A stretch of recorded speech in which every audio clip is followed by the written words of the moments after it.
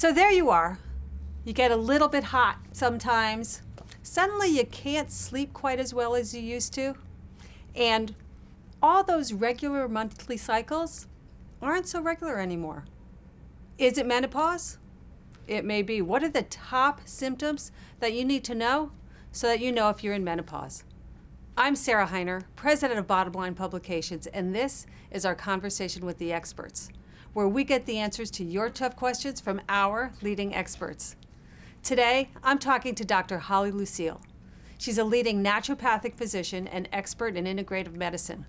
Dr. Lucille was listed in Time Magazine's Alt list as one of the top 100 most influential people and is the author of Creating and Maintaining Balance, A Woman's Guide to Safe Natural Hormone Health. You can learn more about Dr. Holly Lucille at www.drhollylucille.com. So welcome, Dr. Lucille. Sarah, it's so good to see you, and it's great to be here. Good. Okay.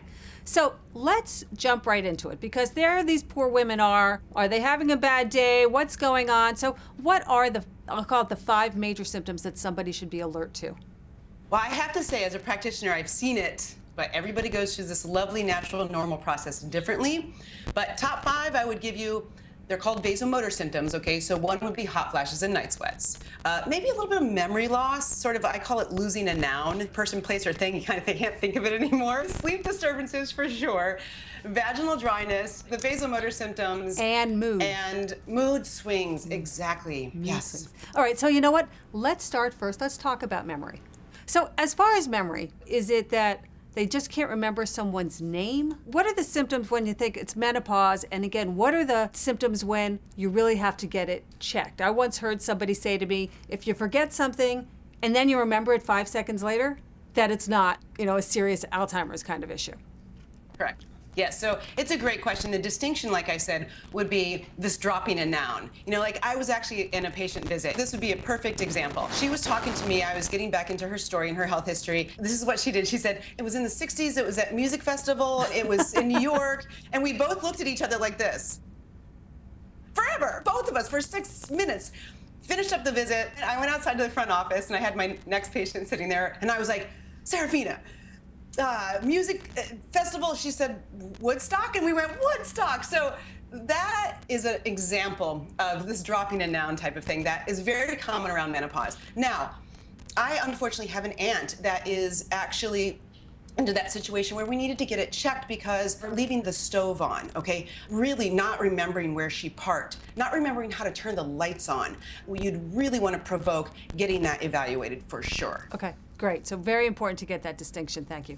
All right, so let's go on to hot flashes, because that's the one that people complain about all the time. Seems to actually be the thing that annoys women the worst.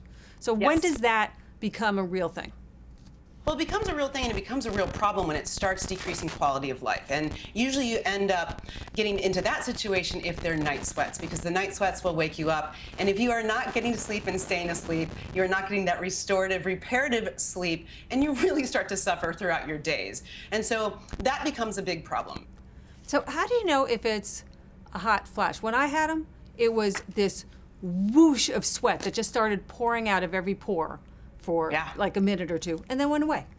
And then it goes away. I've had them. That's exactly what they feel like. Some people actually get them for a little bit longer in duration of time, but for the most part, that is it. And once again, to your point as being able to distinguish, hey, if somebody's running a fever or they're having night sweats and they also have unexplained symptoms or signs like a chronic cough or a dry cough, you want to get that checked. We can't just say, oh, hey, this is menopause. But usually the vasomotor symptoms are the first things that really show up and start getting people's attention and scratching their head. I'm like, I wonder if I'm perimenopausal, peri just meaning around menopause. Just starting to. Okay, so how about, all right, vaginal dryness. Now you wouldn't necessarily notice that. Do you notice that as dryness, or do you notice that as suddenly you're having some pain during intercourse, or like a tampon insertion or something like that?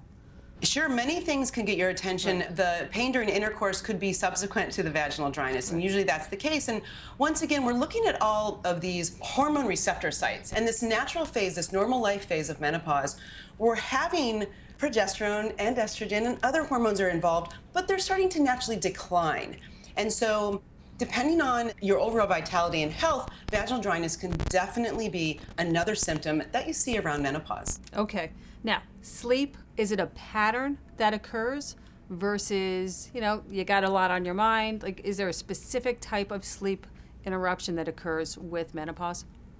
Well, once again, when somebody is really starting menopause, they might, and they probably will, have not just one of these symptoms. And so sleep, identify and treat the cause. Is it because there's night sweats going on and sleeplessness is there? Once again, I'll go back to the overall cortisol in our adrenal glands, which are so important during menopause, but we kind of blow right through them, blow right through our reserve before we get to this incredible endocrine change.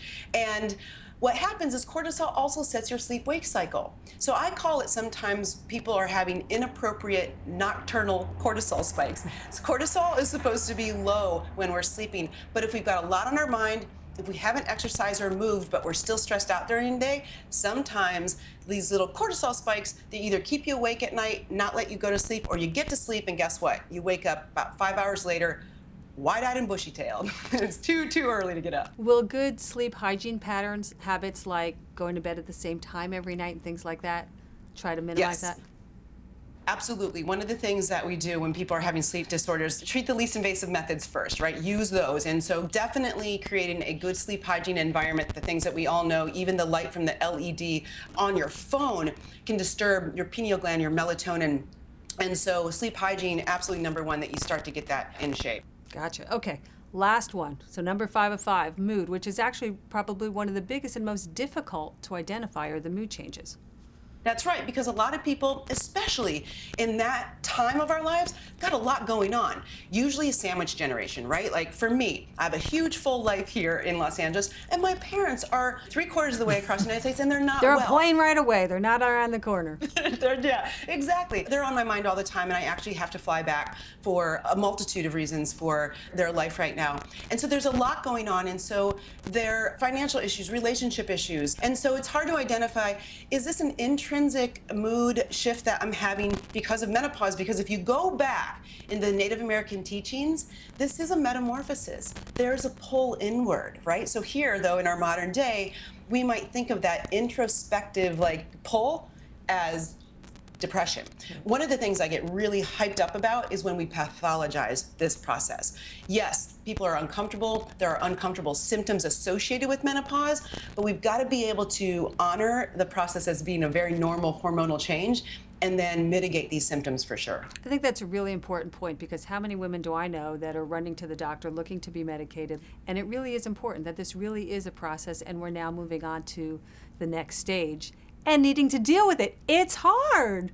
It's hard, and I think also with the mood shifts, there is a connotation around this time that, and there's reasons why. We've had messaging delivered to us, believe it or not. There was a book by a New York gynecologist, Robert Wilson. He was hired by pharmaceutical companies to write this book called Feminine Forever. And in the book, it actually says, you have to see it, it says women who don't and take a prescription medication around menopause will die prematurely unattractive hags. That was written by doctors, right? And so we all read this, Feminine Forever, and so there's a connotation around this time that we're gonna lose our sexuality and we're gonna lose our youthfulness, and it's so not true, and I think that's such an important thing. In fact, we stop concentrating these hormones below our waist and we're able to ascend up into our higher brain centers. That's why they call it the golden years. That's why they call it the crone years. So you think about creativity, intuition. After we metamorphosize, meaning there is a little process and a shift and change, it starts to become on fire, amazing, and you get this menopausal zest. All right, so one other quick question. How many symptoms do they have to have for it to be officially menopause? Like if they have 1, 2, 3, what's the break point? The break point actually, as defined by our medical textbooks, is an entire year, so 12 months without menstruating. And so it just means read the bellwethers that it's coming on. Yes, that is basically, there's a process. And like I said, everybody goes through it differently. There's a couple laboratory markers that you can actually run. FSH is follicle-stimulating hormone, to perhaps predict where you're at in this process. But that, we have to treat people, we can't treat lab tests. And so it's a very fluid process, but the medical definition for menopause, 12 months without menstruating. All right, well, thank you, Dr. Holly Lucille. The bottom line, 5 major symptoms of menopause: mood swings, hot flashes, vaginal dryness, memory loss, and sleep disturbances. But those are just the bellwethers. Menopause comes on in many different ways, but it's not a disease and it's not the end of your life. Menopause is the start of a new phase of your growing and evolving life. This is Sarah Heiner with Bottom Line.